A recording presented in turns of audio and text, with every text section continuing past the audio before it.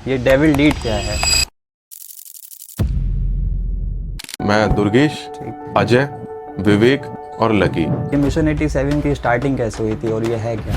वहाँ पे एक लेक है, उसके बराबर से ही हमने अपना कैंप लगाया था। एक ट्रैक है महाराष्ट्र में, हरियर फोर्ट। हाँ, वो ट्रैकिंग काफ़ी ज़्यादा डेंजरस रहती है। जब आप वहाँ पहुँचते हैं तो आपको बिल्कुल एक सीधी चट्टान सी दिखती है, उस पर आपको चढ़ के जाना होता है।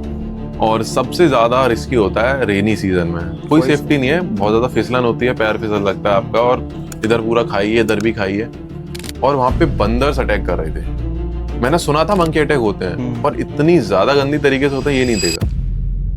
लोगों के माइंड में कश्मीर को लेके एक अलग इमेज बनती है, थोड़ी फियर वाली, बिकॉज ऑफ दैट टेररिज्म। तो पहली बार तो थोड़ा सा डर था, और जब मैं कश्मीर पहुंचने वाला था तो उससे पहले एक ऐसी चीज हो गई जिससे डर लग गया। तो वहाँ पे मेरा जो फ्रेंड था, उसने आर्मी की पैंट पहनी हुई थी। ठीक। उसके पापा आर्मी में थे, तो वो आर्मी की पैंट पहनी हुई थी उसने। तो वहाँ पे कुछ लोग आए और हमसे कहते हैं कि इस पैंट को आप उतार दो अभी, वरना आपको कोई भी गोली मार देगा आगे चलते हुए। हम लोगों ने सुना कि कश्मीर की मेहमान नवाजी काफी फेमस है, काफी अच्छी है। तो वो एक्चुअल में है, आपको वहां जाके एक्चुअल फील होगा। आदि कैलाश में आपको ऐसी ऐसी चीजें देखने को मिलेंगी ना, जो शायद आपने उससे पहले कभी भी एक्सपीरियंस ना करी हो।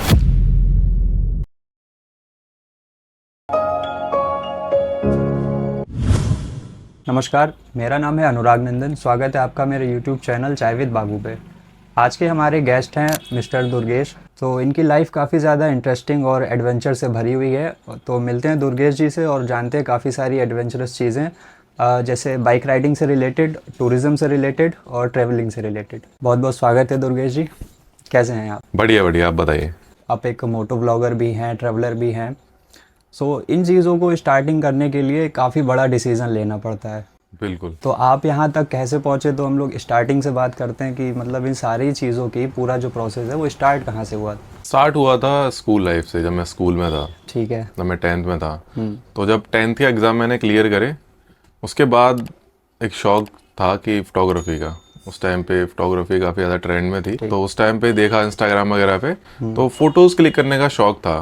तो वहाँ से हमारा जो सर्कल था, फ्रेंड सर्कल, तो जब छुट्टियाँ पड़ी थी 10th की, तो हम लोग फ़ोटोज़ वगैरह क्लिक जाते थे करने के लिए फ़ोन से। हाँ, उस टाइम में मेरे पास फ़ोन नहीं था, मेरे फ्रेंड के पास फ़ोन था जिसका नाम अजय है, उसके पास था। तो हम लोग फ़ोटोज़ वगैरह क्लिक करने के लिए जाते थे। फिर जब 11th में आ गए, तो फिर वो उस टाइम तक एक हॉबी बन चुकी थी, एक मज़ा आने लगा था उस चीज़ में। तो फिर 10th तक मैंने पढ़ाई करी अच्छे से। उसके बाद फिर ये था कि अब कुछ और करना है, कुछ डिफरेंट करना है।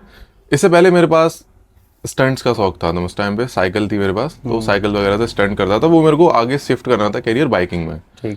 पर उस टाइम पे बीच में फोटोग्राफी आ गई थी, तो फोटोग्राफी में कंटिन्यू करा। हम 4 दोस्त थे, तो रेगुलरली फोटोज़ वगैरह क्लिक करते थे। हमने एक फेसबुक पे पेज भी बनाया था, तो वहाँ पे फ़ोटोज़ वगैरह क्लिक करने लगे। तो वहाँ से वो शौक आगे आगे आगे आगे बढ़ता गया। मैं 11th में आते आते वहाँ पे मैं फेल हो गया था। तो फिर अब मेरा ये था कि आगे मेरे को फोटोग्राफी में कंटिन्यू करना है। तो उस टाइम पे फिर मैंने घर पे थोड़ा लड़ झगड़ के एक कैमरा लिया। और कैमरा लेने से पहले मैं कैमरा फुल्ली ऑपरेट करना सीख चुका था। उस टाइम पे मेरी एक भाई से कांटेक्ट हुआ था, जो उस टाइम पे स्ट्रीट फोटोग्राफी करते थे, जो आज हमारे कैमरे के पीछे है। तो मैंने इनसे इंस्टाग्राम पे कांटेक्ट किया। मैंने कहा कि भैया मेरे को फोटोग्राफी सीखनी है, पर मेरे पास कैमरा नहीं है, मेरे पास फ़ोन है। तो वो मेरे को साथ ले जाते थे फोटोग्राफी। उन्होंने मेरे को पूरा कैमरा चलाना, ऑपरेट करना सिखा दिया था, बेसिक से। हाँ, फिर मैं उनके साथ जाता था फोटोग्राफी करने के लिए। तो अच्छी खासी नॉलेज उस टाइम तक हो चुकी थी। उस टाइम फिर मैंने कैमरा लिया, तो फिर हम लोगों ने साथ में फोटोग्राफी वगैरह करना शुरू कर दिया। फिर फोटोग्राफी के बाद फिर मन में ये था कि अब फिल्म मेकिंग करनी है, वीडियोस पे काम करना है और सिनेमैटिक वर्क करना है। जब मैं फिल्म मेकिंग पे शिफ्ट हुआ, उस टाइम तक काफ़ी अच्छी फोटोग्राफी कर चुका था और काफ़ी सारे इवेंट्स अटेंड कर चुका था।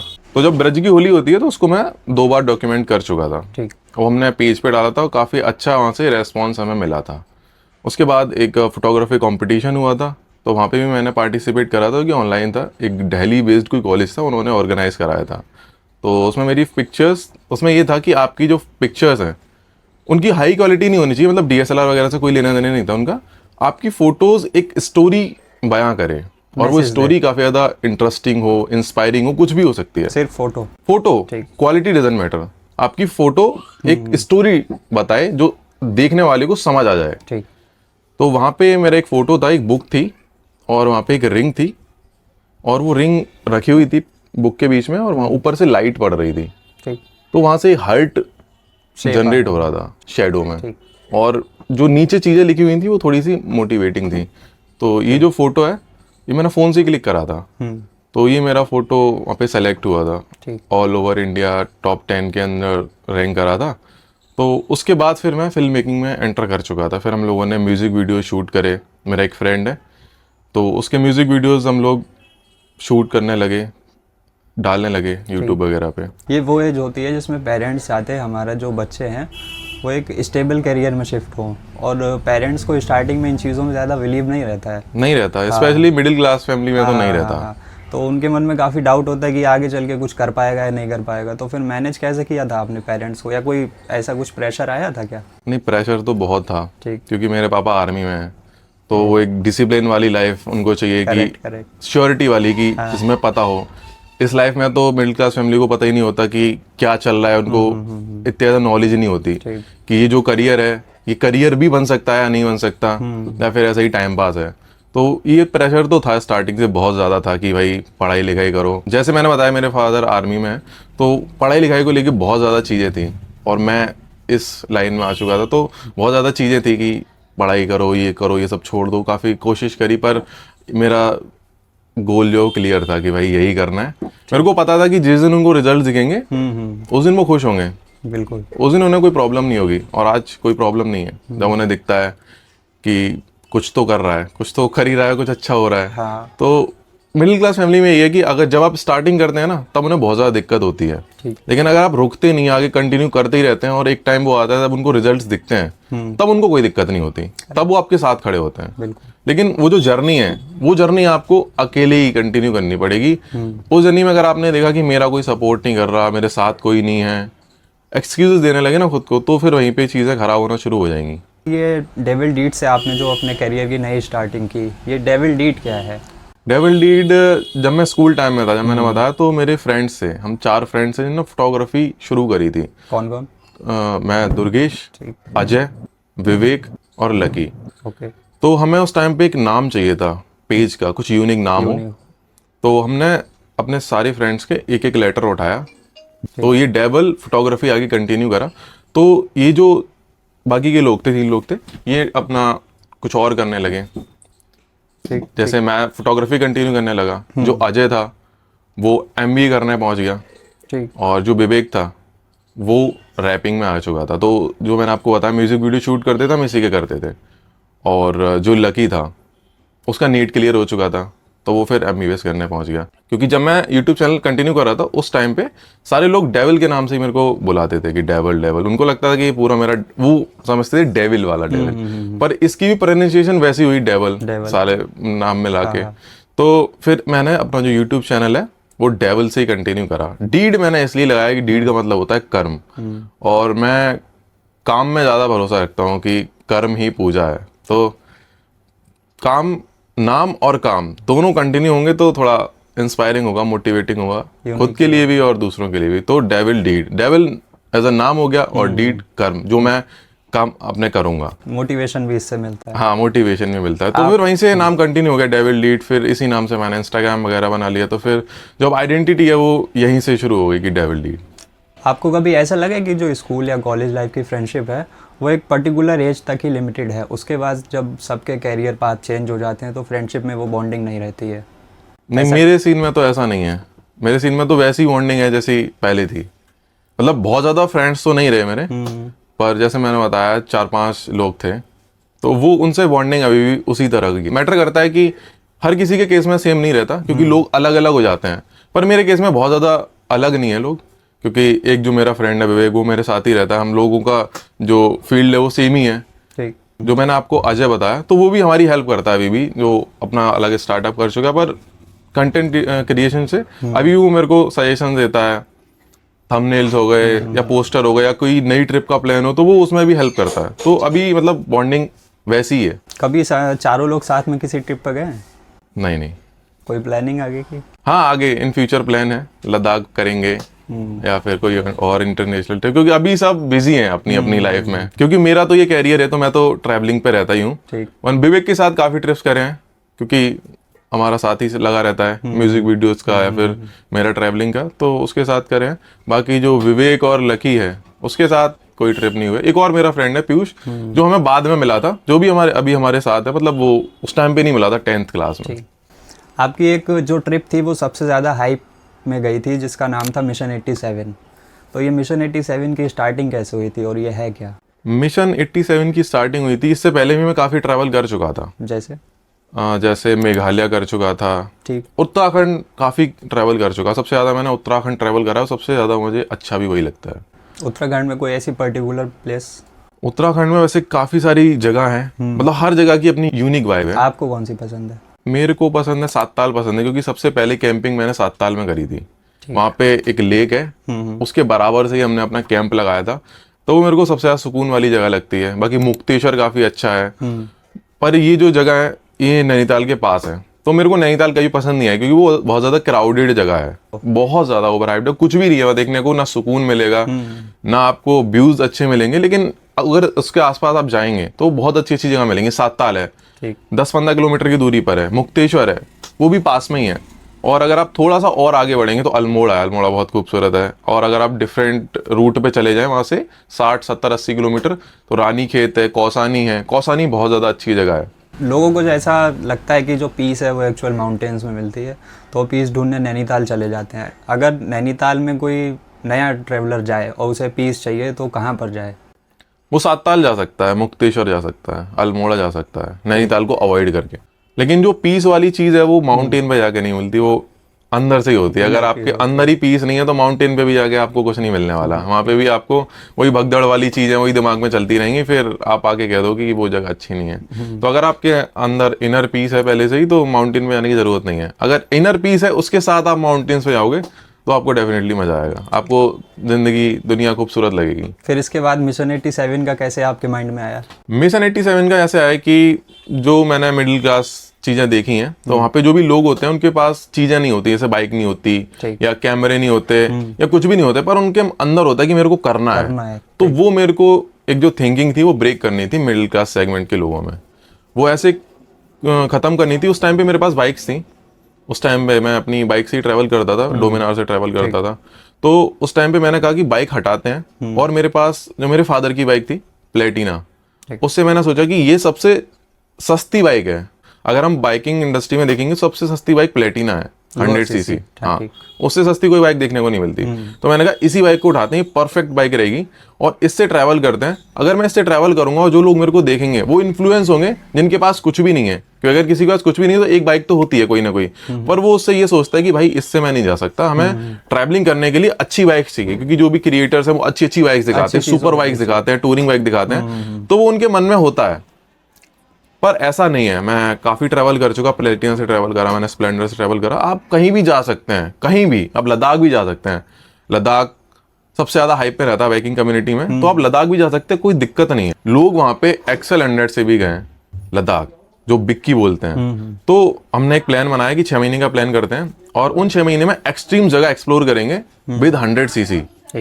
और सबसे पहली जो मैंने ट्रिप करी वो करी माना की, जो कि है इंडिया का आखिरी गांव। अब उसको पहला गांव कर दिया। तो हमारा ये 5 दिन का ट्रिप था। तो हम लोग प्लेटिना से गए और सारी चीज़ें दिखाई, जो भी दिक्कत परेशानियां होंगी वो भी हमने कहा कि वो दिखाएंगे, पर ऐसी कोई दिक्कत परेशानी हमें हुई नहीं। हम लोगों ने वो कवर किया, और जब वो कवर किया तो उस टाइम पे मतलब बहुत ज़्यादा सेटिस्फाइंग फीलिंग थी। मेरे को भी थोड़ा सा डाउट था पहले कि कर पाएंगे या फिर नहीं कर पाएंगे, क्योंकि पहले मैं 100 सीसी से कभी नहीं गया था। पर जब मैंने वहाँ जाके फोटो क्लिक कराया, उस टाइम पे जो फीलिंग थी, ऊपर बोर्ड था भारत का आखिरी गांव और नीचे प्लेटिना खड़ी हुई है, तो वो बहुत ज़्यादा इंस्पायरिंग मोमेंट था। और वो मैंने ट्रिप डाली और उसके बाद से ही मेरे जो इंस्टाग्राम पेज की जो ग्रोथ थी वो एकदम से पकड़ी। लोग रिलेट कर पाए उस चीज़ से बहुत ज़्यादा। उसके बाद फिर वहाँ पे कमेंट्स आने लगे कि भाई हमारा भी सपना था इस तरीके से, पर हम कर नहीं पा रहे थे, पर अब डेफिनेटली करेंगे। और लोगों ने करा भी, मोटिवेट हुए। उन्होंने काफ़ी सारी लोगों ने ट्रिप्स करी, मेरे को स्टोरी पे मेंशन करा, तो वहाँ से थोड़ा अच्छा लगा कि मैं अगर किसी को मोटिवेट कर पा रहा हूँ तो बहुत ज़्यादा एक सेटिस्फाइंग फीलिंग होती है। उसके बाद फिर हमने एक और ट्रिप करी कश्मीर की।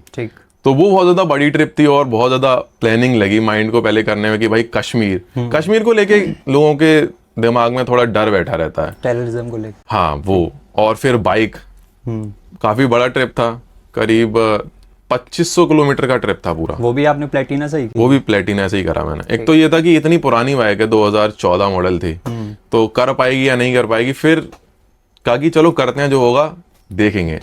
तो मैं अपनी बाइक को लेके गया और हमारा ये करीब 16 दिन का ट्रिप था। तो बहुत अच्छे से ट्रिप हुआ, कोई दिक्कत परेशानी नहीं हुई। बस ये कि आपको केयर से बाइक चलानी है, बहुत ज़्यादा लंबे गैप्स नहीं लेने हैं, बहुत ज़्यादा ओवर स्पीडिंग नहीं करनी। जैसे लोग लेके चले जाते हैं तो ओवर स्पीडिंग करते हैं पहाड़ों में, तो छोटा इंजन है तो उसके अकॉर्डिंग आपको छोटे छोटे ब्रेक्स लेने हैं और टाइमली उसको मेंटेन करना है, इंजन ऑयल वगैरह चेक करना है कि कम तो नहीं हो रहा।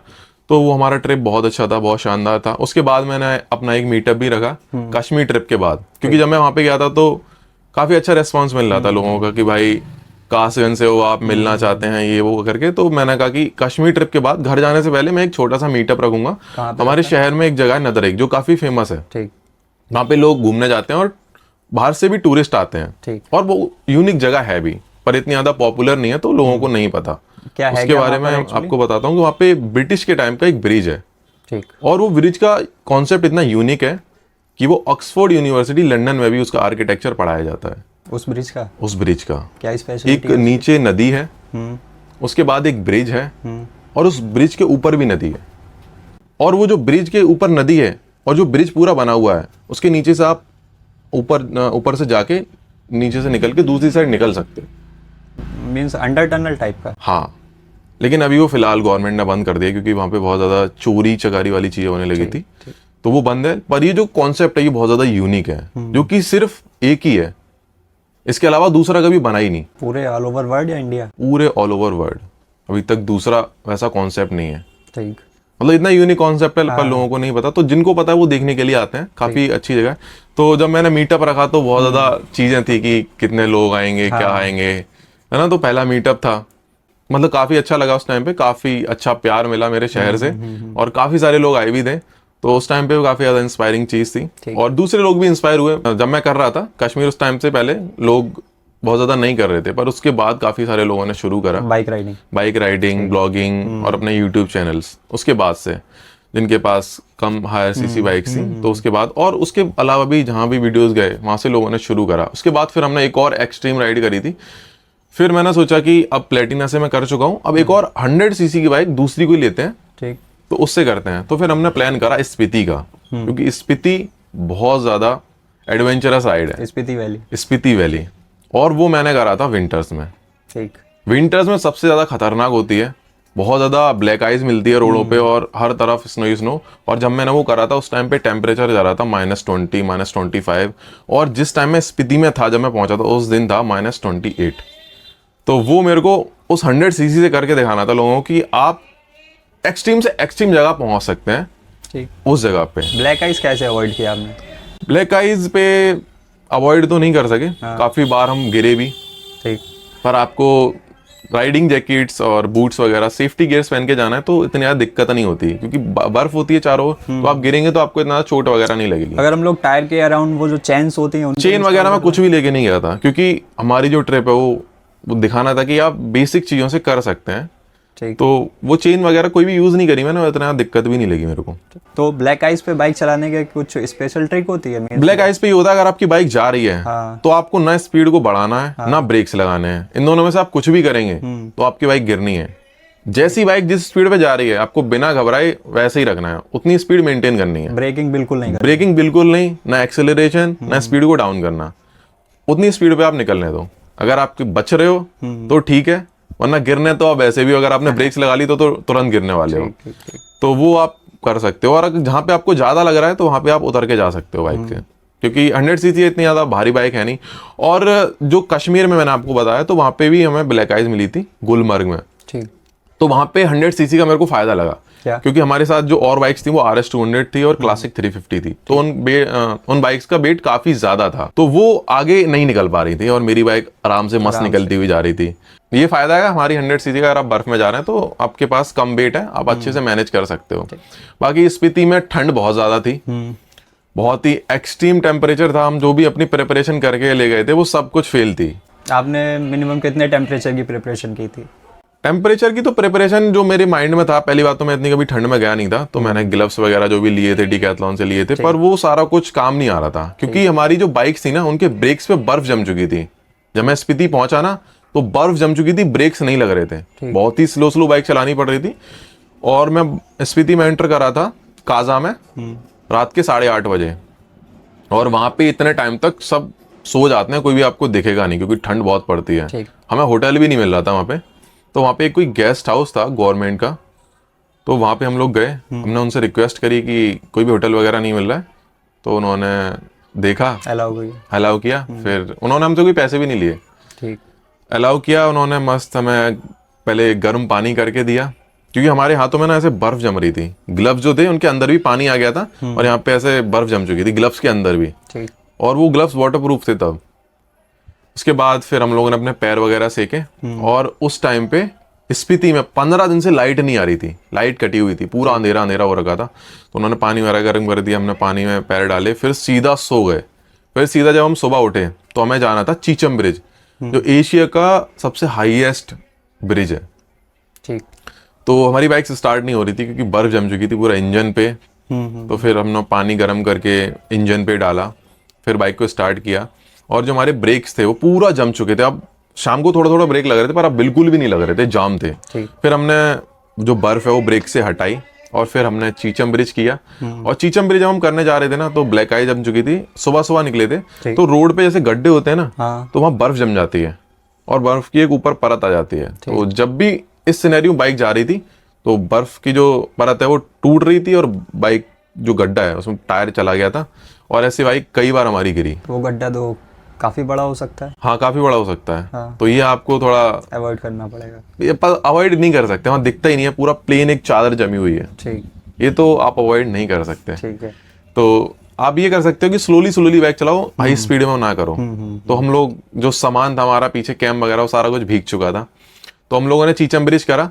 उसके बाद हमें जाना था पोस्ट ऑफिस, जो एशिया का सबसे हाईएस्ट पोस्ट ऑफिस है। कहाँ पर?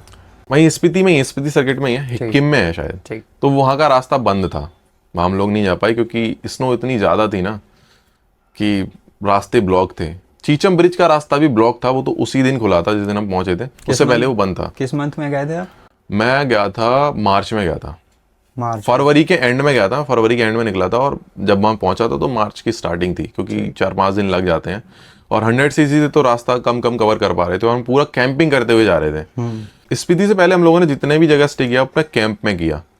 स्पीति से पहले हमारा एक और प्लान था चितकुल जाने का, जो रास्ते में पड़ता है, पर चितकुल हम लोग रास्ते में पहुंच गए। चितकुल हमसे बस 5 किलोमीटर की दूरी पर था, और आगे के रास्ता पूरा ब्लॉक हो चुका था, पूरा स्नो थी, तो हमें वापस आना पड़ा वहां से। फिर चितकुल इंडिया का लास्ट विलेज है। जो ये डिजिट्स का सीसी का सिनेरियो लोगों के माइंड में होता है कि अगर हम कम सीसी की बाइक लेके ऑफ रोडिंग कर रहे हैं तो वो प्रॉपर जो हाई स्लोप्स वाले रोड होते हैं उन पे अच्छे से परफॉर्म नहीं कर पाएगी, तो उसका बेस्ट सॉल्यूशन क्या होता है? उसका बेस्ट सॉल्यूशन तो कुछ भी नहीं। अगर आप पहाड़ों पे जा रहे हैं, अगर कहीं ज्यादा चढ़ाई है तो आपको दिक्कत होगी। वैसे अभी तक मेरे को इतना भी ट्रैवल मैंने करा, कहीं भी दिक्कत मेरे को नहीं आई। वो दिक्कत आपको देखने को मिलेगी लद्दाख में। वहाँ हाई सीसी मैटर करती है? नहीं, आप 100 सीसी से कर सकते हैं, अगर आप में करने की हिम्मत है तो ठीक कर सकते हैं। वहां पे क्या है, आपको कई जगह बाइक से उतरना पड़ सकता है। आप सिंगल जाएंगे, सिंगल पे हो सकता है कहीं कहीं उतरना पड़े, वरना आपका हो जाएगा। जुनून चाहिए मेनली। तो ये मिशन 87 के बाद का जो आपकी फ़ैन फॉलोइंग हुई है, इसके बाद आपने कुछ और यूनिक करने का सोचा? मिशन 87 के बाद फिर मैंने सोचा कि अब मेरे को एडवेंचरस जगह जो है वो एक्सप्लोर करनी है, जो यूट्यूब पे नहीं है। मतलब है बहुत अच्छी, इनकी मान्यताएं काफ़ी अच्छी हैं, काफ़ी एडवेंचरस है, पर इतनी ज़्यादा एक्सप्लोर नहीं है। तो उसके बाद मेरा एक ड्रीम था कि मेरे पास एक टूरिंग बाइक हो और फुल्ली सेटअप हो वहाँ पे, क्योंकि मेरे को कैंपिंग करने का बहुत ज़्यादा शौक है, कैंपिंग और ट्रैकिंग। तो मैंने अपने लिए एक बाइक खरीदी एक्सपल्स, जो कि एडवेंचर बाइक है, टूरिंग बाइक है। उसको फिर मैंने फुल्ली मॉडिफाई कराया टूरिंग में, पैनियर्स वगैरह लगवाए।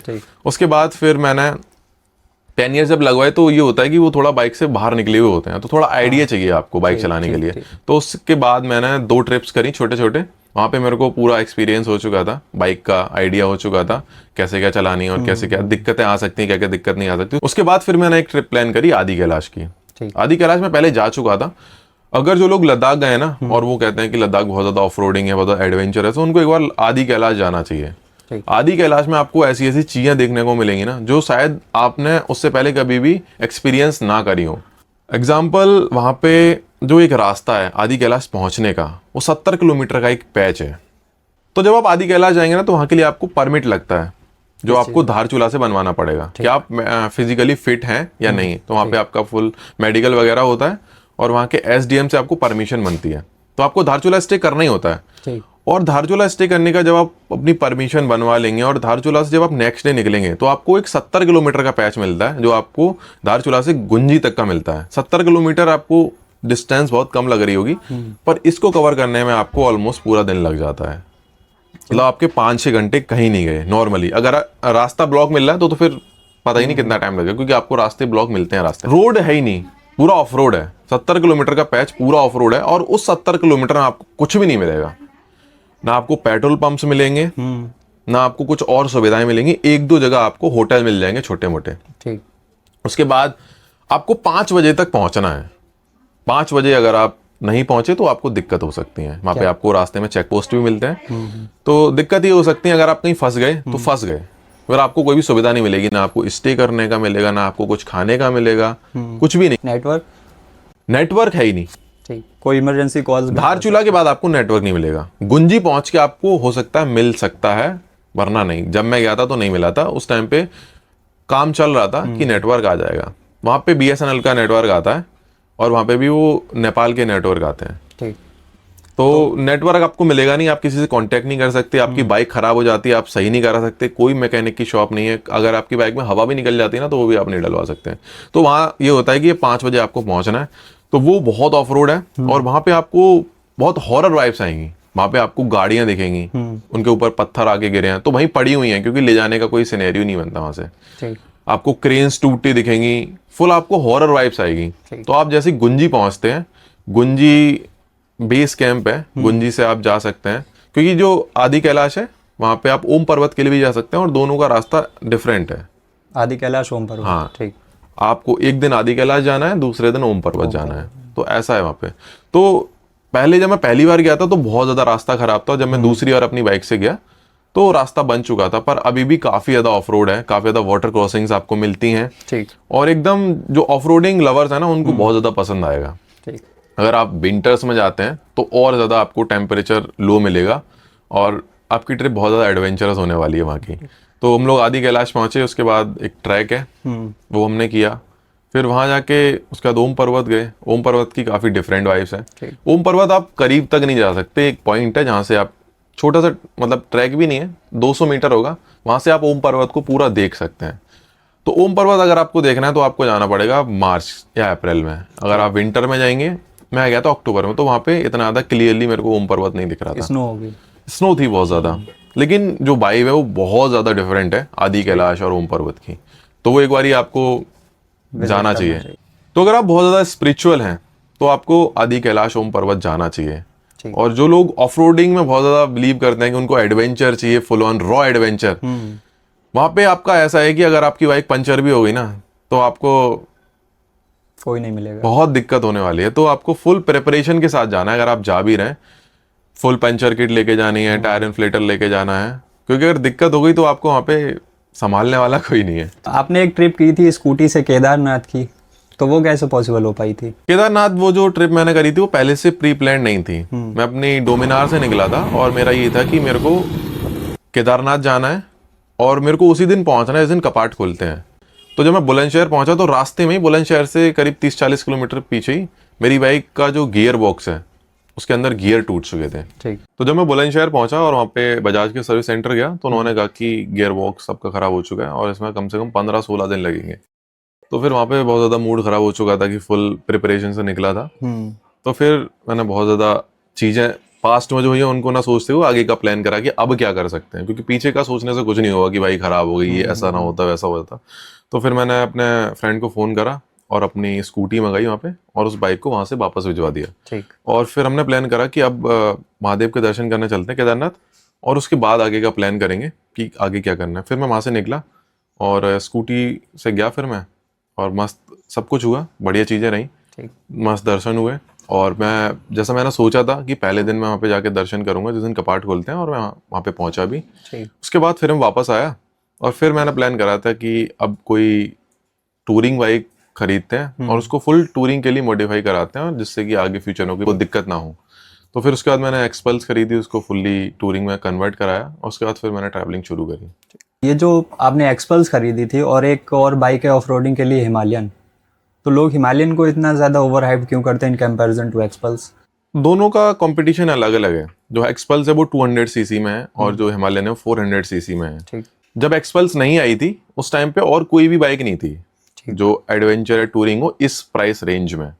आप हिमालयन के बाद फिर ऊपर जाएंगे तो काफ़ी ज़्यादा कॉस्टली आपको बाइक्स मिलती हैं। तो हीरो ने जो बजट सेगमेंट के राइडर्स हैं उनके लिए एक्सपल्स लॉन्च करी। तो पैसे कम है तो उस हिसाब से आपको कॉम्प्रोमाइज़ भी करना पड़ता है। वेट काफ़ी कम है एक्सपल्स का। ठीक। हिमालयन में अच्छा खासा वेट आपको देखने को मिलता है, वो फुल टूरिंग के लिए बनाई गई है। पर एक्सपल्स में आपको बहुत सारी चीज़ों से कॉम्प्रोमाइज़ करना पड़ता है। जैसे आप जब हाई स्पीड पर होते हैं तो स्टेबिलिटी नहीं है बाइक में, हैंडलिंग अच्छी नहीं है, ब्रेकिंग अच्छी नहीं है एक्सपल्स में। ठीक। तो मेरे को लगा था कि 200 सीसी की जो पावर है वो मेरे लिए इनफ होगी, बहुत ज़्यादा मेरे को चीज़ें नहीं चाहिए। पर उसके बाद मेरे को पता चला कि काफ़ी चीज़ों में कॉम्प्रोमाइज़ करना पड़ेगा, क्योंकि मैंने बाइक को काफ़ी हैवी बना रखा है। ठीक। पैनियर्स लगा के। तो जो पैनियर्स वगैरह जब लगे होते हैं तो बाइक काफ़ी शेक करती है, हैंडल काफ़ी शेक करता है। तो जो भी बाइक लेना चाह रहे हैं, टूरिंग करना चाह रहे हैं, आपको अगर ट्रूलिंग ऑफ रोडिंग करनी है तो आप एक्सपल्स पे ना जाके हिमालयन पे जाइएगा आप। तो जो भी लोग नॉर्मली ट्रैवल के लिए बाइक ले रहे हैं तो एक्सपल्स ले सकते हैं। अगर आपको बहुत ज़्यादा ऑफ रोडिंग एडवेंचर चाहिए तो आप एक्सपल्स में थोड़ा सा मिस करेंगे, आपको कॉम्प्रोमाइज़ करना पड़ेगा। मोटो ब्लॉगिंग के बाद में आपने ट्रैवलिंग स्टार्ट की, तो अभी तक के आपके हिसाब से ऐसे कौन से बेस्ट प्लेसेस हैं जो आपको सबसे ज़्यादा पसंद है? मोटो ब्लॉगिंग मैंने इसलिए बंद करी थी क्योंकि बहुत ज़्यादा ओवर हाइप्ड हो चुकी थी, और बहुत ज़्यादा मोटो ब्लॉगिंग में चीज़ें बची नहीं है। क्योंकि जो भी लोग दिखा रहे हैं वो सब पहले बहुत ज़्यादा छपरी चीज़ें दिखाने लगे हैं, तो मोटो ब्लॉगिंग का इतना कॉन्सेप्ट बचा नहीं है। जो भी अच्छे अच्छे मोटो ब्लॉगर्स हैं उनके भी बहुत ज़्यादा रीच जो है डाउन हो चुकी है, क्योंकि लोग अच्छी चीज़ें नहीं देख रहे हैं। तो फिर मैंने सोचा कि अब ट्रैवलिंग करते हैं। तो अभी तक जितना भी मैंने ट्रैवल करा है उसमें सबसे ज़्यादा खूबसूरत मेरे को मेघालय लगा, क्योंकि वहाँ पे वाटरफॉल्स बहुत ज़्यादा हैं और ट्रैक्स बहुत ज़्यादा हैं। मतलब आप ट्रैक करते करते थक जाओगे, पर आपको जब आप ट्रैक कर लोगे ना तो नया ट्रैक आपको मिलेगा, वो उससे ज़्यादा ही खूबसूरत लगेगा। तो वो मैंने करा। वहाँ पे डिफरेंट वाइब है, मतलब वहाँ पे सफाई बहुत ज़्यादा है। वहाँ पे काफ़ी सारी चीज़ें हैं जो सिर्फ आपको मेघालय में ही देखने को मिलती है। एशिया की क्लीनेस्ट रिवर डॉकी मेघालय में है। एशिया का longest living root bridge Meghalaya में है। एशिया का क्लीनेस्ट विलेज वो भी मेघालय में है। तो ये सारी चीज़ें हमने हिस्ट्री में पहले पढ़ रखी थी जब हम छोटे थे। मेघालय में एक विलेज है मौसिनराम, जिसको कि वर्ल्ड रिकॉर्ड है, सबसे ज़्यादा बारिश वहीं होती है। तो वो देखना था कि ऐसी जगह जहाँ पे सबसे ज़्यादा बारिश होती रहती है वो कैसा दिखता होगा। तो ये सारी चीज़ें थी, तो हमने मेघालय का ट्रिप प्लान करा और मेघालय गए। तो वो सारी चीज़ें हमने देखी, और वो जो एक्सपीरियंस था वो नेक्स्ट लेवल था। कि आपने कोई नदी पढ़ रखी है जो क्लीन है, ट्रांसपेरेंट है, अगर उसके ऊपर नाव चलती है तो नीचे की सरफेस दिखती है, मिरर टाइप का, वो जाके एक्सपीरियंस करी। तो वो होता है ना कि एक ड्रीमी कोई चीज़ होती है, ड्रीम्स में देख रखी है और वो आपकी आंखों के सामने होती है, तो इसलिए और ज़्यादा वो ट्रिप अच्छी थी। फिर मैं एशिया के क्लीनेस्ट गाँव में गया, वो देखा कि सच में इतना क्लीन है या नहीं, लेकिन वाकई में बहुत ज़्यादा क्लीन है, आपको एक रैपर तक नहीं देखने को मिलेगा। उसके बाद एशिया का लॉन्गेस्ट लिविंग रूट ब्रिज, मतलब एक पेड़ है उसकी जड़ है, वो जड़ इतनी ज़्यादा निकल रही है कि उनसे एक ब्रिज बन चुका है। एक पेड़ इधर है, एक पेड़ इधर है, और उन दोनों की जो रूट्स हैं वो कनेक्टेड है और उनसे एक पूरा ब्रिज बना हुआ है। अभी भी है। तो वो आप देख सकते हैं, पर ट्रैक काफ़ी ज़्यादा डिफिकल्ट है। 3000 सीढ़ियाँ आपको उतर के नीचे जाना है, और ये ट्रैक सबसे ज़्यादा हार्ड इसलिए है क्योंकि जब हम लोग ट्रैक की स्टार्टिंग में होते हैं ना तो हमारे अंदर एनर्जी ज़्यादा होती है, और इस ट्रैक में पहले आपको सीढ़ियाँ उतरना है। ठीक है। और जब आप पूरा थक चुके होंगे, शाम हो चुकी होगी, आप एंजॉय कर चुके होंगे, तब आपके अंदर थकान आ जाती है, और फिर आपको लौटते टाइम वो सीढ़ियाँ चढ़ना है। तो ये थोड़ी सी डिफिकल्टी हो जाती है उस ट्रैक में। बाकी और जो ट्रैक करे थे हमने, एक बैम्बो ट्रैक है जो पूरा बांस से बना हुआ है। एक पहाड़ी पे बांस से पूरा रास्ता बना हुआ है, और नीचे आप पूरा देखते हैं तो खाई दिखती है। तो ये ट्रैक हमने करा था 4-5 किलोमीटर का था। ये भी काफी डिफरेंट एक्सपीरियंस था। और बाकी मेघालय में आप जाएंगे ना तो वहाँ पे बांस दिखते हैं आपको हर जगह, क्योंकि बांस की खेती होती है।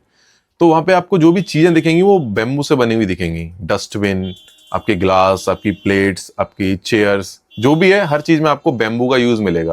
वहाँ पे लोग प्लास्टिक यूज नहीं करते, बेम्बो यूज करते हैं। लेकिन जो लोग वेजिटेरियन है ना, उनको थोड़ी सी दिक्कत होने वाली है मेघालय में, क्योंकि वेज नहीं मिलता वहाँ पे, बहुत कम मिलता है। जैसे जो पॉपुलर जगह है जैसे शिलोंग है, काफी बड़ी सिटी है, यहाँ तो आपको मिल जाएगा।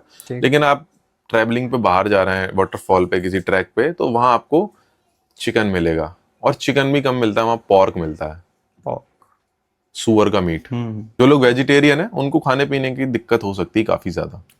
अभी आप स्टेयर्स की बात कर रहे थे कि स्टेयर्स की एक ट्रैकिंग थी, हमने काफी ज्यादा देखा है कि एक ट्रैक है महाराष्ट्र में, हरियर फोर्ट। हाँ, वो ट्रैकिंग काफी ज्यादा डेंजरस रहती है, उसका एक्सपीरियंस किया है आपने?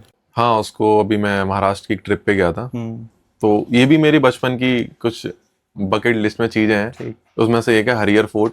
हरियर फोर्ट के बारे में मैंने काफी देख रखा था पहले से ही। वो 80 डिग्री की इंक्लाइन स्टेयर्स हैं। तो जब आप वहां पहुंचते हैं तो आपको बिल्कुल एक सीधी चट्टान सी दिखती है, उस पर आपको चढ़ के जाना होता है। और सबसे ज्यादा रिस्की होता है रेनी सीजन में। कोई सेफ्टी नहीं है, बहुत ज्यादा फिसलन होती है, पैर फिसल लगता है आपका, और इधर पूरा खाई है, इधर भी खाई है। तो मेरा ये था कि सबसे ज्यादा एडवेंचरस करना है मेरे को ये ट्रैक। सबसे ज्यादा जब डिफिकल्टी होती है, सबसे ज्यादा रिस्की होता है। तो मैं मानसून में गया था इसको करने के लिए। तो जब मैं वहां पे पहुंचा था, पहले तो वहां पे 2-3 किलोमीटर का एक जंगल वाला ट्रैक है, वहां पे आप पहुंचते हैं, फिर आपको जो 80 डिग्री इंक्लाइन स्टेयर्स है वो दिखती हैं। तो जब मैं वहां पहुंचा तो 4 बज चुके थे, लेट हो चुके थे उस दिन हम, और काफी ज्यादा तेज हवाएं चल रही थी। और वहां बहुत ज्यादा भीड़ थी, क्योंकि मानसून में बहुत ज्यादा भीड़ होती है। और वहां पे बंदर्स अटैक कर रहे थे। मैंने सुना था मंकी अटैक होते हैं, पर इतनी ज्यादा गंदी तरीके से होता है ये नहीं देखा, सुना था। तो वो मेरे को देखने को मिला।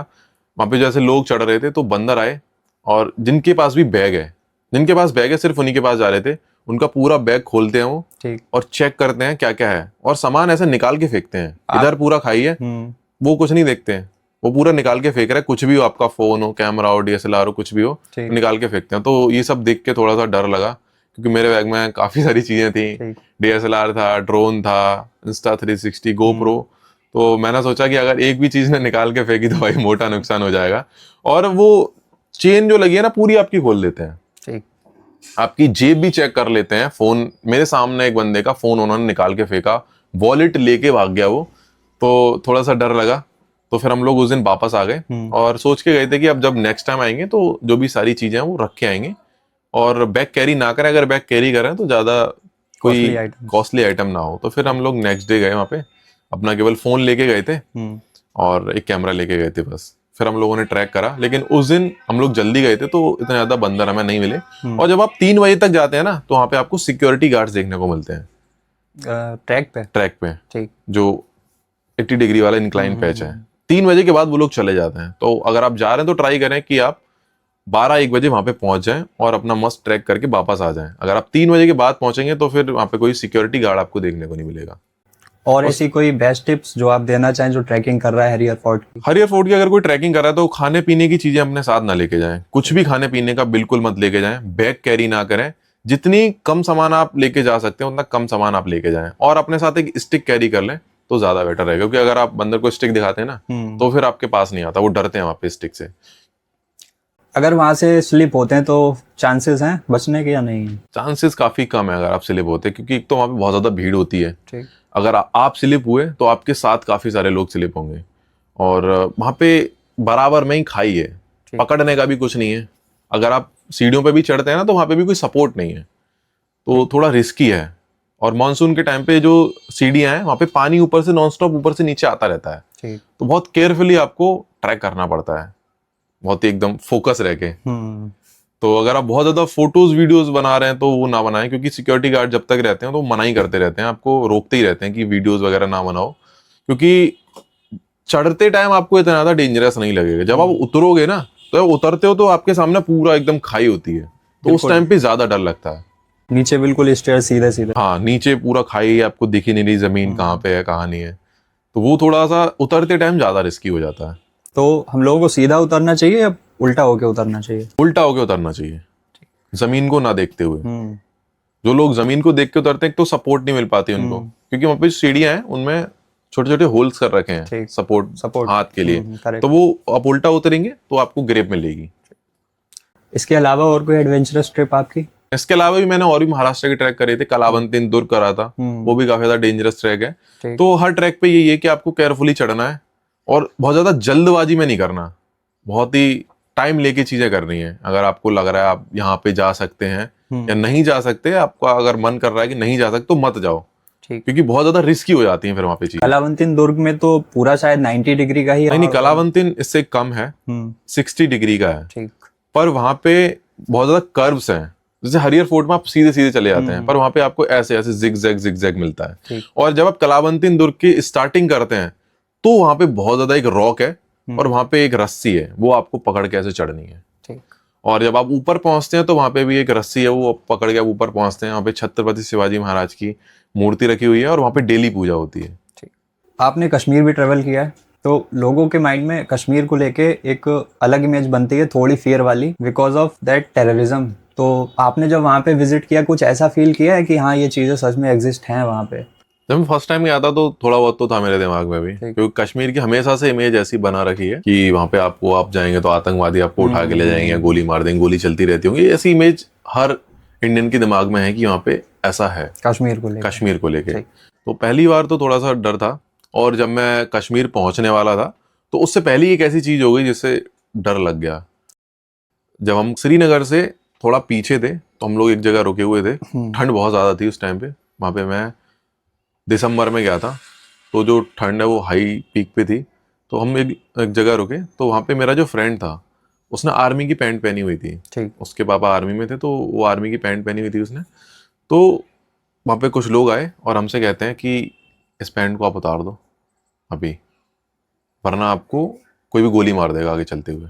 कहाँ पर थे आप? हम लोग श्रीनगर से करीब 50 किलोमीटर पीछे थे। ठीक। रात थी, 8 बज चुके थे शायद उस टाइम पे। फिर मैंने उससे पूछा ऐसा क्यों है, तो उन्होंने बोला कि आप ये जो आर्मी का पैंट पहने हैं, और यहाँ पे कुछ लोग हैं जो आर्मी को बहुत ज़्यादा हेट करते हैं, जो पाकिस्तान को सपोर्ट करते हैं, उनके लिए आर्मी की लिए बहुत ज़्यादा हेट है। और वहाँ पे पता नहीं कौन क्या है, कौन किस चीज़ में घूम रहा है, कौन टेररिस्ट है कौन नहीं, तो वो उसने उतरवा दिया। तो ये थोड़ा सा डर वाली चीज़ थी। बाकी हम लोगों ने आगे कंटिन्यू करा, और कश्मीर हमारा तीसरा दिन था। मेरी बाइक पे इंडियन फ्लैग लगा हुआ था। तो वहाँ पे एक लोकल भाई था जिसको हम जानते थे, मतलब इंस्टाग्राम से हमारा कांटेक्ट हुआ था। तो उसने हमसे बोला कि आप इस फ्लैग को उतार दो, ये आपके लिए सेफ नहीं है यहाँ पे। मैंने पूछा क्यों सेफ नहीं है? यहाँ पे आपको बहुत सारे लोग मिल जाएंगे जो पाकिस्तान को सपोर्ट करते हैं, तो वो आपको दिक्कत कर सकते हैं, कुछ भी दिक्कत आपके साथ हो सकती है। वो वाली चीज़ मेरे को थोड़ा सा बुरा लगा कि हम अपने इंडिया में ही होके अपना इंडियन फ्लैग को अपने साथ नहीं रखते। तो थोड़ी बहुत तो चीज़ें हैं अभी भी कश्मीर में। मैं ये नहीं कहूँगा कि कश्मीर फुल नॉर्मल जगहों की तरह है, लेकिन ये जो चीज़ें हैं ना, ये लोकल्स नहीं करते हैं। लोकल्स बहुत अच्छे हैं वहाँ के, जो लोग घुसपैठ से वहाँ पे आए हैं, घुसपैठ से रह रहे हैं, तो वो लोग दिक्कत करते हैं। और वहाँ के कुछ लोग भी हैं जो पाकिस्तान को सपोर्ट करते हैं। बाकी जो लोकल्स है बहुत अच्छे हैं। हम लोगों को काफ़ी ज़्यादा सर्दी लग रही थी, कुछ जगह हम लोग रुके, तो उन लोगों ने मस्त अपनी, एक मैं जगह रुका हुआ था श्रीनगर में, मेरे को बहुत ज़्यादा सर्दी लग रही थी, तो वहाँ पे आए, उनका एक शॉप था वहाँ पे, अंदर लेके गए, हीटर वीटर दिया उन्होंने, और बस बातचीत हुई। ऐसा काफ़ी जगह हुआ कि हमें सर्दी वगैरह लग रही है, तो वहाँ पे मस्त अंदर अपनी शॉप में ले गए, हीटर वगैरह चलाया और चाय वगैरह पिलाई। तो वहाँ के जो लोकल्स हैं बहुत प्यारे हैं, बहुत ज़्यादा प्यारे हैं। हम लोगों ने सुना है कि कश्मीर की मेहमान नवाजी काफ़ी फेमस है, काफ़ी अच्छी है, तो वो एक्चुअल में है। आपको वहाँ जाके एक्चुअल फील होगा। वहाँ पे एक भाई के घर में रुका भी था, उसे मैं पहले नहीं जानता था, हमारी इंस्टाग्राम पे कांटेक्ट हुआ था, तो उसके घर हम जाके रुके, 2-3 दिन रुके, मस्त सब कुछ दिखाया उसने। उसके सेब के बागान भी थे, वो सारा कुछ दिखाया। और जो एकदम कश्मीरी वाइब है, जैसे आप कहीं ट्रैवल करने जा रहे हैं तो वो होटल्स वगैरह में आपको देखने को नहीं मिलती। अगर आप किसी लोकल के यहाँ रुक रहे हैं तो वो सारी चीजें आपको, लोकल चीजें एक्सपीरियंस करने का मौका मिलता है, तो वो बहुत ज्यादा नेक्स्ट लेवल थी। कश्मीर में एक मार्केट है जिसे हम लोग जनरली फ्लोटिंग मार्केट के नाम से जानते हैं, तो उसकी कैसी वाइब रही थी आपकी? उसकी जो डल लेक है ना, उसको श्रीनगर का हार्ट बोला जाता है, कि वो श्रीनगर का दिल है। वो एक लेक है, और उस लेक पे पूरी दुनिया है, एक छोटी सी दुनिया। जो भी आपको जरूरत का सामान चाहिए, वो हर जरूरत का सामान उस लेक पे आपको मिलेगा, और वो फ्लोट कर रहा होगा। वहाँ पे लोगों के खेत हैं, वहाँ पे लोग खेती करते हैं और वो खेत पानी के ऊपर ही है। वहाँ पे छोटे छोटे टापू हैं जहाँ पे वो खेत बनाए गए हैं और वहाँ पे मार्केट है, एक वेजिटेबल मार्केट। तो वहाँ पे सुबह सुबह 4:30 या 5 बजे वो मार्केट लगता है। लोग सब्जियां बेचने आते हैं, लोग सब्जियां खरीदने भी आते हैं और वो जो लोग होते हैं वो उसी लेक पे रहते भी हैं, उनके घर भी हैं वहाँ पे। उसके अलावा वहाँ पे फ्लोटिंग मार्केट है। आपको प्रॉपर शॉप्स मिलेंगी, कपड़े की शॉप मिलेगी, चाय के स्टॉल्स मिलेंगे, आपको ढाबा मिलेंगे, आपको बार्बर शॉप मिलेगी। मतलब जो भी हमें जरूरत का सामान एक पूरे शहर में होता है वो सारा कुछ वहां आपको देखने को मिलेगा। तो जब हम पहली बार इसके बारे में सुनते हैं तो हमें झूठ लगता है कि ऐसा तो एग्जिस्ट नहीं कर सकता कि लोग पानी पे रह रहे हैं, पानी पे मार्केट है। पॉसिबल कैसे है कि पानी पे रह के तो बोर हो जाएंगे ना, पानी पे कैसे रहेंगे। लेकिन वहाँ पे एग्जिस्ट करती हैं चीजें, वहाँ पे प्रॉपर कॉलोनीज है। और जैसे हमारे पास बाइक होती है, स्कूटी होती है, सुबह सुबह जैसे हमें कहीं जाना है तो वहाँ पे लोगों के पास शिकारा है, छोटी सी बोट है, पर्सनल बोट। तो अगर किसी को कहीं जाना है, मार्केट जाना है, तो वो अपनी बोट से जाता है मार्केट। और चाय पीने जाना है तो बोट से जा रहा है। और अगर आपको डल लेक में स्टे करना है तो स्टे भी कर सकते हैं, वहाँ पे बोट हाउसेज हैं, तो ओवरनाइट स्टे भी आप कर सकते हैं बोट हाउस में। और उसके अलावा आप सारी चीजें एक्सपीरियंस कर सकते हैं। ये जो एक्सपीरियंस है ना, ये आपका यूनिक एक्सपीरियंस होगा। अगर आप ट्रैवल करते हैं तो ये एक्सपीरियंस आपको जिंदगी में एक बार जरूर लेना चाहिए। डल लेक का, फ्लोटिंग मार्केट का, फ्लोटिंग वर्ल्ड को देखने का। यहाँ पे आपको फ्लोटिंग पोस्ट ऑफिस भी देखने को मिलता है और यहाँ पे बैंक भी है। ऋषिकेश की जो आपने राफ्टिंग की थी उसका कैसा एक्सपीरियंस रहा था? काफी सारे लोगों को राफ्टिंग से थोड़ा डर लगता है क्योंकि जो फ्लो है ना नदी का बहुत ज्यादा होता है। ठीक। वहाँ पे थोड़े थोड़े टाइम बाद आपको डेथ केसेस भी देखने को मिलते हैं कि राफ्टिंग में इसकी डेथ हो गई, राफ्टिंग में उसकी डेथ हो गई, तो लोग थोड़ा सा डरे हुए रहते हैं। पर मेरे को ऐसा कुछ लगा नहीं, इतना ज़्यादा रिस्की नहीं लगी क्योंकि प्रॉपर सेफ्टी होती है। वो जो लोगों की डेथ होती है वो उनकी गलती की वजह से ही होती है। जैसे कहीं पे रैपिड है तो वो बोट से बाहर आ जाते हैं, या फिर बोट में एक रस्सी होती है उसको पकड़ के रहना होता है। तो अगर आप उस टाइम पे बोट से कूद जाते हैं या निकल जाते हैं तो आपका बचना थोड़ा सा मुश्किल होता है, क्योंकि अगर आप रैपिड में फंस गए एक बार तो आपको कोई भी नहीं बचा सकता। रैपिड में फंस के आप गोल गोल वहीं घूमते रहोगे। ठीक। आपको अगर तैरना भी आता है तब भी कुछ नहीं कर सकते क्योंकि फ्लो इतना ज्यादा होता है ना पानी का। अगर आप रैपिड में फंस गए तो आपको कोई भी नहीं बचा सकता। और जैसे जो बोट वाले होते हैं वो आपको बोट से उतारते भी हैं जहाँ पे एकदम साफ होता है, मतलब पानी का फ्लो ज्यादा नहीं होता, समान पानी बह रहा होता है। तो वहां पे वो बोलते हैं कि आपको रस्सी पकड़ के रखनी है, छोड़ना नहीं। अगर आप छोड़ देंगे तो बोट से आप थोड़ा दूर पहुंच जाएंगे, हो सकता है फिर आपको रैपिड मिल जाए आगे। तो अगर आप सेफ्टी के साथ करते हैं तो चीजें इतनी ज्यादा डेंजरस नहीं है। आप फुल सेफ्टी के साथ कर सकते हैं राफ्टिंग। मैंने 2-3 बार करी है राफ्टिंग, मेरे को ऐसी कोई दिक्कत नहीं लगी। एडवेंचरस चीजें करने में मेरे को वैसे भी बहुत ज्यादा मजा आता है। एडवेंचर जब कोई फियर अनलॉक होता है तो आपको थोड़ा अंदर से फील होता है कि हाँ कुछ डिफरेंट चल रही चीजें। ट्रैवलिंग अच्छी है, बाकी एडवेंचरस चीजें भी करनी चाहिए आपको। लोगों को ज्यादातर फियर होते हैं, वाटर से फियर होता है और हाइट से फियर होता है। आपने दोनों फियर क्रॉस कर लिए हैं। कोई और फियर है क्या आपका इसके अलावा? हाँ, और ज्यादा हाइट पे जाके करने का मेरा ड्रीम है, स्काई डाइविंग करने का। जो दुबई में होती है, अपने इंडिया में नहीं होती, तो वो करनी है मेरे को। वो मेरा सपना है। ठीक। स्काई डाइविंग करनी ही करनी है। उसके अलावा ट्रैकिंग में मेरे को माउंट एवरेस्ट का बेस कैंप करना है। तो बोलते हैं कि अगर वो आपने कर लिया फिर तो आपके लिए सारे ट्रैक्स, मतलब छोटे छोटे बच्चे हैं आपके सामने, नॉर्मल हो गए। हाँ। और जो एवरेस्ट का बेस कैंप है वो तो काफी ज्यादा डेंजरस और रिस्की है। क्या क्या होता है वहां पे? प्रॉपर आपको ट्रेनिंग करनी होती है, 1-1.5 महीने की ट्रेनिंग होती है और बहुत ज्यादा बजट चाहिए आपको। लाइक अगर आपको एवरेस्ट का ट्रैक करना है तो आपको पास 25 से 30 लाख रुपए होने चाहिए। उसमें आपका प्रॉपर आपका एक गाइड, जिसे शेरपा कहते हैं, वो आपके साथ जाता है, आपके ऑक्सीजन सिलेंडर्स कैरी करता है। और अगर आपकी वहां पे किसी कारण डेथ हो जाती है तो आपकी बॉडी नहीं आती वहां से, आपकी बॉडी को वहीं छोड़ के आपको आना पड़ता है। जो भी लोग हैं वो आपकी बॉडी को कैरी नहीं कर सकते, गाइड भी नहीं करेगा। ऑक्सीजन लेवल इतना लो होता है ना कि खुद चलना ही बहुत ज्यादा मुश्किल वाली चीज होती है। तो अगर आप माउंट एवरेस्ट का ट्रैक करेंगे तो आपको बहुत ज्यादा बॉडीज वहां पे बर्फ में दबी हुई दिखेंगी, नॉर्मल है। तो ये बहुत ज्यादा हॉरर ट्रैक आप कह सकते हैं माउंट एवरेस्ट का। स्पिरिचुअल हैं आप? हाँ, मीन्स पूरा डिवोशन है या फिर सिर्फ बिलीव है? बिलीव है, पर मैं उसको, जैसे आजकल ट्रेंड चल रहा है कि पूजा पाठ या जो भी भक्ति से रिलेटेड चीजें उनको शो ऑफ करने का इंस्टाग्राम पे, उस चीज में बिलीव नहीं करता मैं। अगर आप पूजा कर रहे हैं, किसी भगवान को मान रहे हैं, तो वो अपने तक चीजें रहें, पब्लिक ना हो। जैसे आजकल चल रहा है कि अगर मैं किसी मंदिर में जा रहा हूँ तो मैंने एक रील बना के डाल दी, तो जब भी मैं कहीं ऐसी जगह जाता हूँ जो मेरा कंटेंट से रिलेटेड वो पार्ट है उसको मैं कवर करता हूँ, उसके अलावा उसको बहुत ज्यादा चीजें नहीं दिखाता या अपने कंटेंट को नहीं बनाता उसमें। जैसे बहुत सारे लोग कंटेंट ही बनाते हैं उस चीज के लिए कि मैं कोई कावड़ यात्रा कर रहा हूँ, मेरे को कावड़ यात्रा नहीं करनी पर कंटेंट के लिए कर रहा हूँ मैं, तो ये चीज मेरे को नहीं पसंद। अगर मैं कहीं जा रहा हूँ तो वहीं तक सीमित रखता हूँ मैं उस चीज को। कोई फॉरेन ट्रिप है आपकी ड्रीम? हाँ फॉरेन ट्रिप का मेरा ड्रीम है। कहाँ का? जो मेरा ड्रीम है वो लंदन का है कि मैं अपनी बाइक या फिर कार से लंदन जाऊं और वो सारा कुछ एक्सप्लोर करूं और सारा कुछ अपनी वीडियोस के थ्रू लोगों को दिखाऊं। बाइक से जाना ज़्यादा एडवेंचरस है या कार से जाना? बाइक से जाना ज़्यादा एडवेंचरस है क्योंकि बाइक पे आपको अपने अगले 1-1.5-2 महीने के लिए वो सारी कुछ कैरी करना है चीज़ें जो आप यूज़ करने वाले हो, और लंदन कोई छोटी चीज़ तो है नहीं, तो बाइक ज़्यादा एडवेंचरस है और ज़्यादा डिफिकल्टीज आपको फेस करनी पड़ेंगी बाइक में। कुछ आपने ऐसा सर्च किया कि इसका पूरा प्रोसेस क्या है? इसका पूरा प्रोसेस काफ़ी लॉन्ग है, आपको पूरे प्रोसेस नोट डाउन करने में ही लगभग 1 साल लग जाएगा, 6 महीने 1 साल लग जाएगा पूरा उसको डिकोड करने में कि कहाँ से क्या जाना है, कहाँ से क्या पहुँचना है। तो इसके लिए काफ़ी ज़्यादा बजट चाहिए, तो अभी तक हम लोगों ने इसका बहुत ज़्यादा डिटेल में प्लान नहीं कर रखा, बहुत ज़्यादा बेसिक प्लान कर रखा है। अगर आप बाइक से जा रहे हो तो अप्रोक्स 20-25 लाख रुपए सिंगल बंदे का चाहिए, और जब आप इतना बड़ा ट्रिप कर रहे हो तो आप सिंगल नहीं जा सकते, आपको कोई ना कोई साथ में होना चाहिए। तो वो 40-50 लाख रुपए की चीज़ है। तो वो जब इन फ्यूचर का प्लान है, जब अच्छे ग्रोथ कर चुके होंगे। ड्रीम बाइक है कोई आपकी आगे चल के ये बाइक लेनी है? हाँ ड्रीम बाइक है। कौन सी ड्रीम बाइक? एक तो जैसा कि हम सब ने अपने बचपन में सुनी होती है हायाबुसा, तो वो मेरे को लेनी है।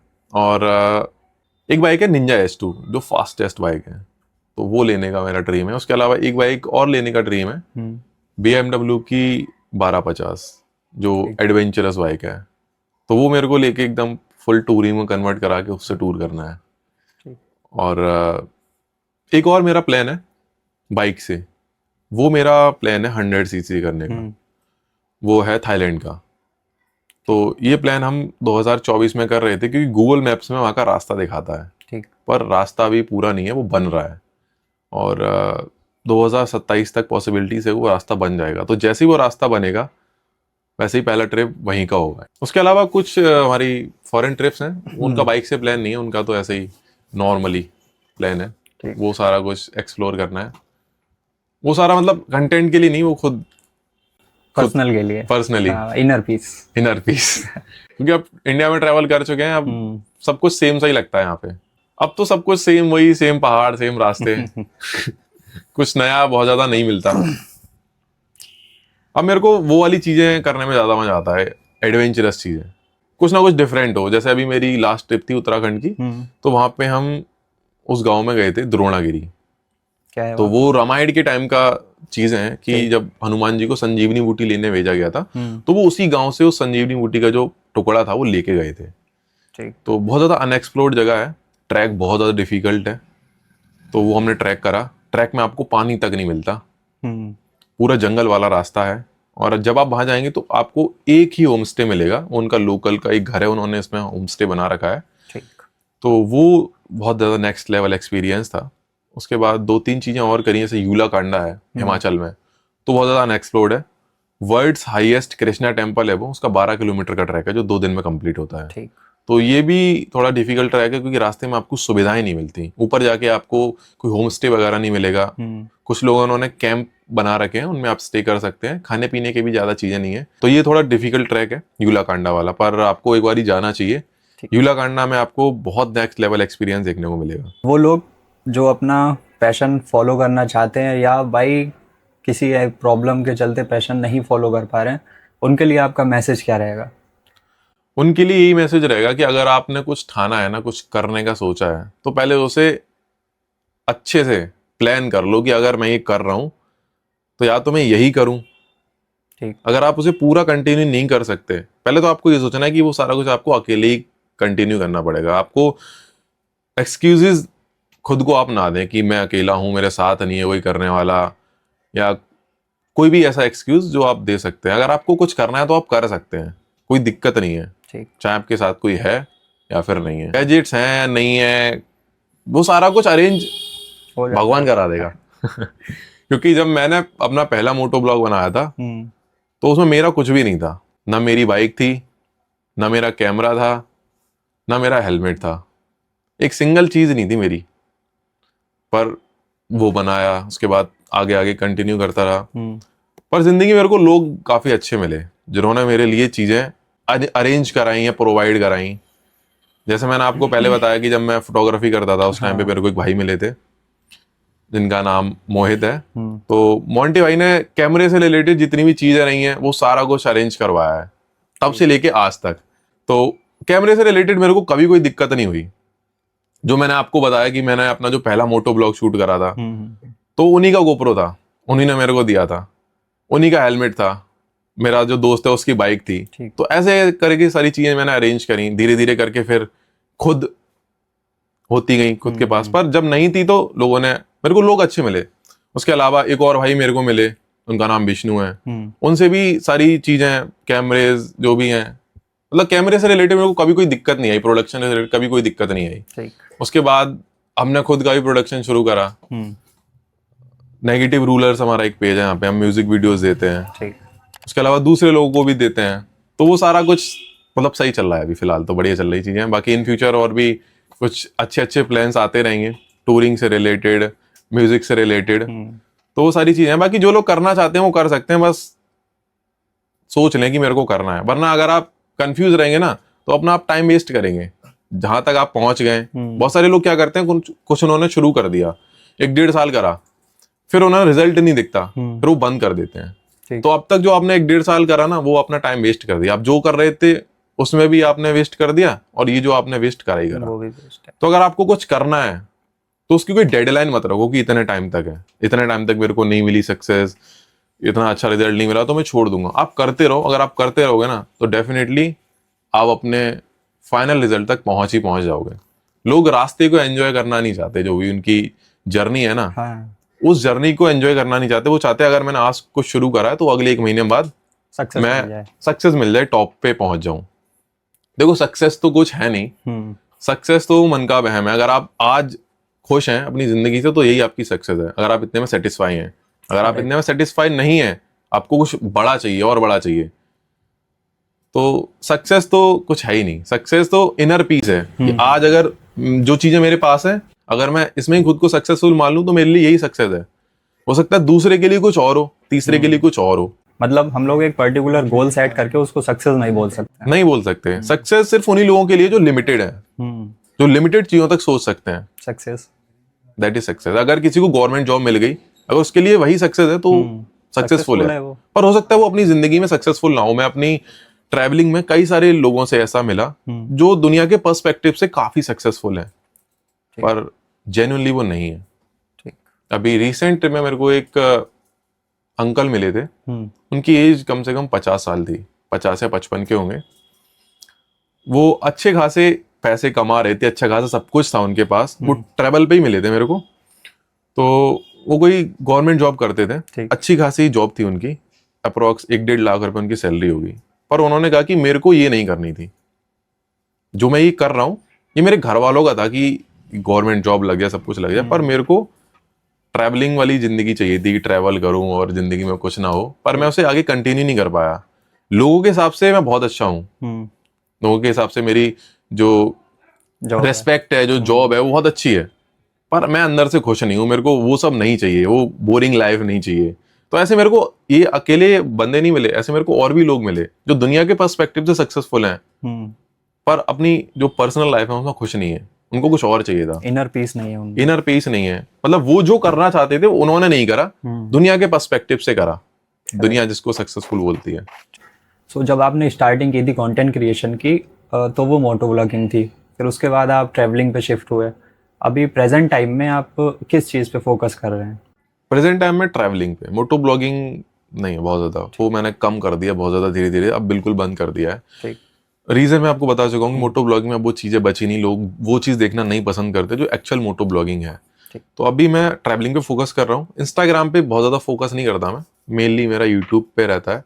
और जब मैंने स्टार्टिंग में चैनल बनाया था तो मोटो ब्लॉगिंग वाली ऑडियंस बहुत ज़्यादा थी, तो अब जब मैं ट्रैवलिंग की चीजें डाल रहा हूँ तो वहां पे वो रेस्पॉन्स नहीं देखने को मिल रहा। पर मेरे को पता था कि अगर मैं कोई दूसरा चैनल स्टार्ट करता हूँ अपना, जिसपे मैं केवल ट्रैवल से रिलेटेड कंटेंट डालूं, तो वहां पे मेरे को अच्छा रेस्पॉन्स मिलेगा, जो कि मिला भी। मैंने दूसरा चैनल बनाया और जो पुराना वाला चैनल है उसको डिलीट कर दिया। ठीक। तो अभी मैं यहाँ पे केवल जो अपनी ट्रैवलिंग से रिलेटेड चीजें वो डाल रहा हूँ और अच्छा खासा रेस्पॉन्स मिल रहा है, क्योंकि वहां पे मैं डाल रहा था ना, बहुत व्यूज आ ही नहीं रहे थे, चैनल की रीच डाउन हो चुकी थी पहली बात तो अभी जो मैंने नया चैनल बनाया वो उसी नाम से बनाया जिस नाम से मेरा पहले था, डेविल डीड। तो यहाँ पे मेरे को काफी अच्छा रेस्पॉन्स देखने को मिल रहा है और आगे की जो भी वीडियोस है मैं यहीं पे मैं आगे कंटिन्यू करूंगा। Thank you so much Durgesh ji हमारे पॉडकास्ट पे आने के लिए।